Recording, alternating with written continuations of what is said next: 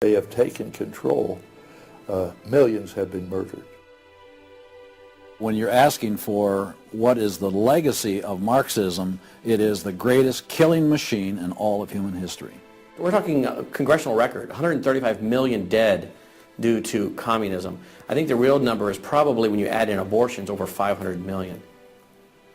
The rulers lived rather well, and at the same time you had all kinds of people who were enslaved, put in prison, oppressed, so you had really the opposite of what they claimed was going to be the result of their revolutionary activities.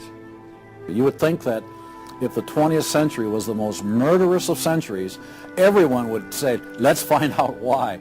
And the truth is, you can't even ask the question. It is verboten to ask the question because the ideas that brought about that mass murder are still being taught in our public schools today. I think one of the reasons this has happened is because there's so much confusion surrounding the word communism. Technically speaking, communism is simply the final phase and goal of socialism. And socialism is best described by two words: big government.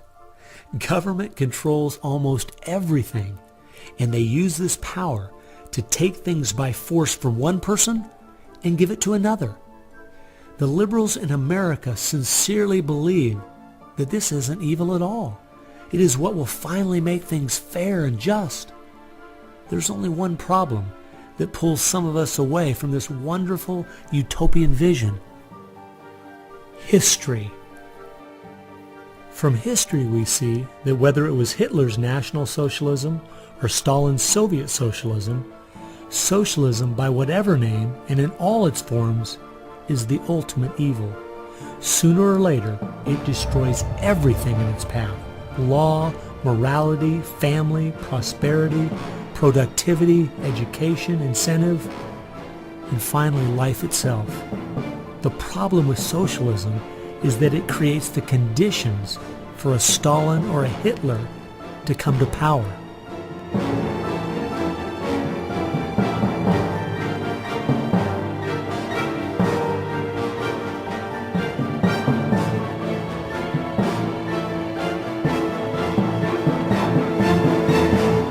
And that's why communism has such relevance today. It's the final destination on the road we're traveling.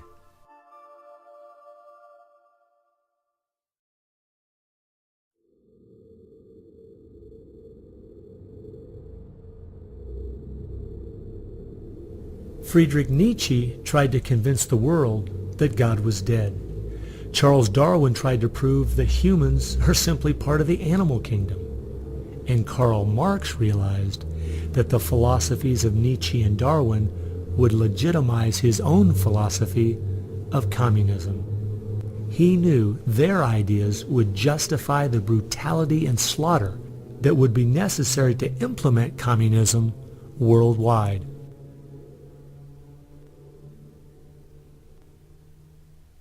It was in March of 1883, Karl Marx, the father of modern-day communism, died. The assumption that communism would die with him was a logical one, since only 9 people attended his funeral. In October of that same year in London, England, a group was forming called the Fabian Socialist Society. The Fabian Socialists decided that they were going to socialize the world incrementally. They called it socialism by evolution instead of Marxist socialism by revolution. It always worked in tandem with the communists. Some Fabians were also communist. There was a bit of interchange of membership. The Fabian Socialists are slowly but surely bringing about the socialization of the world. Europe is pretty well done. They are now working in Latin America. Latin America is not just socialistic in many countries. They're all already Marxist. You have hardcore Marxists in Venezuela, in Nicaragua. El Salvador just went communistic, and of course Fidel is sitting right there laughing at this whole thing. And we haven't even figured this thing out yet. We don't even know there's a red plague coming up to meet us. We think that we're just going to watch the cartoons on Saturday morning and everything will be fine. They had a lot to do with bad stuff happening. There are 2 things I found that gave me a good idea where the Fabians were really coming from. First of all, their symbol was a wolf in sheep's clothing. And secondly, George Bernard Shaw, who was a leader in the Fabians for almost 50 years, said, quote, "I am a communist, but not a member of the Communist Party. Stalin is a first-rate Fabian. I am one of the founders of Fabianism and as such very friendly to Russia," unquote. Fabians eventually beget the Students for Democratic Society, which beget the Weather Underground, which beget basically the social changes that have happened in America in the last 40 years. Many of the SDS members from the 1960s still have an incredible influence on the direction our country is heading. One is the Reverend Jim Wallace, who was president of SDS when he was a student at Michigan State University. And yet today, he is the spiritual advisor to the President of the United States. They've been friends for many years. They go back to Chicago and the Chicago politics crowd. And during the Vietnam War, he was rooting for the Viet Cong to beat the United States Army. And when they did, he just couldn't believe it. He said it was one of the happiest days in his life. And another leader in the Students for a Democratic Society and founder of the Weather Underground is William Ayers, who has been a longtime friend and neighbor of President Obama. It came out in 2009 that Obama's book, Dreams from My Father, was even written by Ayers.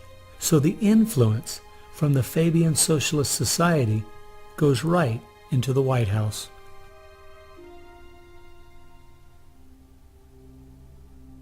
The next group I found that has seriously impacted America's culture is the Frankfurt School. The Frankfurt School was a sort of an outpost in America of European socialism. Willy Munzenberg, with a few other Bolsheviks, founded the Frankfurt School. The two leading members are Herbert Marcuse and Franz Neumann. Franz Neumann was, in fact, a Soviet agent. Their entire purpose was to stand the entire educational system of the West, and the United States in particular, on its head. Bertrand Russell, who worked with the Frankfurt School, said,